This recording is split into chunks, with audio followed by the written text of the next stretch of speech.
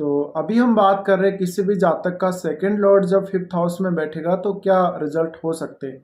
Second Lord जब भी fifth house में बैठता है तो जातक कुछ स्पेकुलेटिव इनकम कर सकता है। जातक को फिफ्थ हाउस से जुड़े कार्यों से काफ़ी ज़्यादा धनार्जन जीवन में हो सकता है। वो कहीं पर पैसा इन्वेस्ट करता है तो उससे उसको बहुत अच्छी इनकम हो सकती है और रेगुलर इनकम उसको हो सकती है, क्योंकि अब यहाँ जो भी प्लैनेट बैठेगा वो सीधा सीधा अब लाभ स्थान को भी देखेगा। तो सेकंड लॉर्ड का फिफ्थ हाउस में बैठना काफ़ी अच्छी प्लेसमेंट हम कह सकते हैं। एक इजी अर्निंग या एक ऐसी अर्निंग जो आप जहाँ पे आप ज़्यादा मतलब मेहनत नहीं करते, शारीरिक रूप से आप मेहनत नहीं करते, जहाँ पे आपकी क्रिएटिविटी आपका माइंड ज़्यादा यूज हो सकता है। तो सेकंड लॉर्ड जब भी फिफ्थ में बैठे तो जातक की व्यक्तिगत परफॉर्मेंस बहुत ज़्यादा मैटर करती है। और ऐसा जातक कोई कंप्यूटर गेम या कोई ऑनलाइन कोई ऐसा काम करके, ऑनलाइन कोई गेम खेल के या कोई ना कोई ऐसा वो परफॉर्मेंस करके, ऑनलाइन परफॉर्मेंस करके वो इनकम कर सकता है। आपकी संतान का योगदान भी आपकी इनकम में बहुत ज़्यादा हो सकता है। और ऐसा भी हो सकता है कि आप अपनी फैमिली सहित अपनी संतान को पूरा पूरा सहयोग करें उनके जीवन में, उनको आगे बढ़ाने के लिए, उनको सेल्फ डिपेंड बनाने के लिए। तो सेकंड लॉर्ड जब भी फिफ्थ हाउस में आएगा, जातक के पास काफ़ी सारे तरीके हो सकते हैं धन कमाने के, एक से ज़्यादा तरीके हो सकते हैं। ऐसे जातक अपने सिंगिंग की स्किल से, अपने डांसिंग की जो स्किल हैं उनसे, यानी व्यक्तिगत परफॉर्मेंस जो भी उनकी रहती हैं, और इसके अलावा काफ़ी सारे आर्टिस्टिक काम के द्वारा वो अर्निंग कर सकता है। तो यहाँ व्यक्तिगत जो आपकी परफॉर्मेंस है वो सबसे ज़्यादा मैटर करेगी। तो इसके लिए आपको अपने आप को काबिल बनाना पड़ेगा। आप कितने अच्छे प्लेयर हैं, आप कोई खेल में अच्छा प्रदर्शन कर रहे हैं व्यक्तिगत तौर पर स्पेशली, तो वहाँ पर आप अच्छी तरह से पहचाने जा सकते हैं, जाने जा सकते हैं, और इससे आपको प्राइजेज वगैरह मिल सकते हैं। और यहाँ पे काफ़ी सारे चांसेस आप लोगों के बन जाते हैं। अब सेकंड लॉर्ड जब भी फिफ्थ में बैठता है तो जातक ने जो कुछ भी एजुकेशन ग्रहण करी होती है, शिक्षा जो ग्रहण करी होती है, वो उसके हमेशा काम आती है। और वो काफ़ी स्मार्ट होता है धन संबंधी डिसीजन लेने के लिए, अपनी फैमिली की वेल्थ संबंधी डिसीजन लेने के लिए। अब यहाँ अगर मेलेफिक प्लैनेट का प्रभाव हो रहा हो या वो प्लैनेट मेलेफिक हो, तो आपको जुए सट्टे वगैरह में या कोई भी स्पेकुलेशन जैसे कार्य में इनकम आपकी जा भी सकती है। जो आपके पास पैसा है वो आप खो भी सकते हैं। इसके अलावा आपको अपने प्रेमी से, आपके फ्रेंड्स से जो कुछ भी गिफ्ट में मिलता है, जो कुछ भी उनकी तरफ से मिलता है, वो सब कुछ आपके आता है।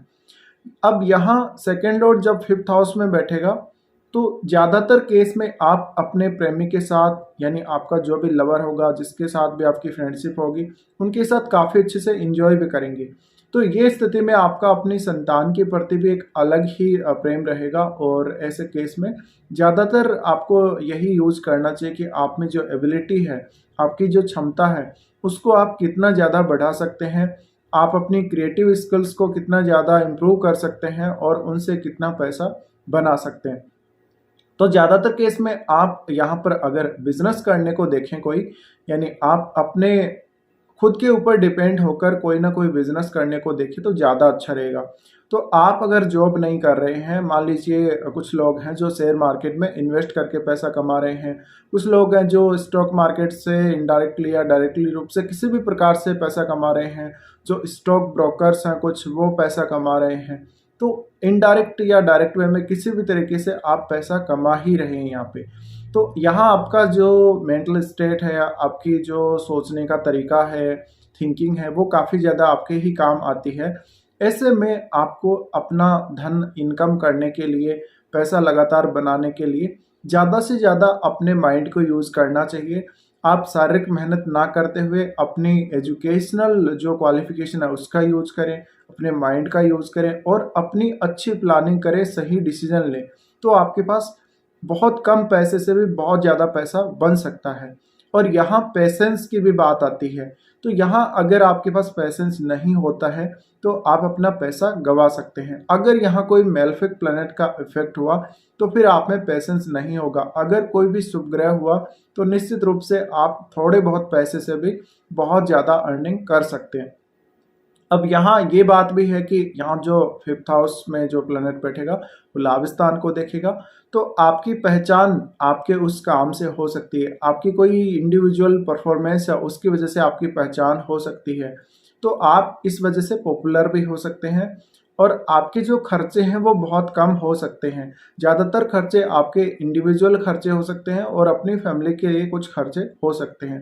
तो यहाँ पर जब भी आपका सेकंड लॉर्ड बैठता है तो कहीं न कहीं जो आपके पास जो पैसा आता है वो इनडायरेक्ट और डायरेक्ट वे किसी भी प्रकार से आता होगा, लेकिन ज़्यादातर केस में वहाँ पर आपका खुद का जो रोल है वो बहुत ही ज़्यादा रहता है। खुद का जो परफॉर्मेंस है उसका रोल काफ़ी ज़्यादा रहता है।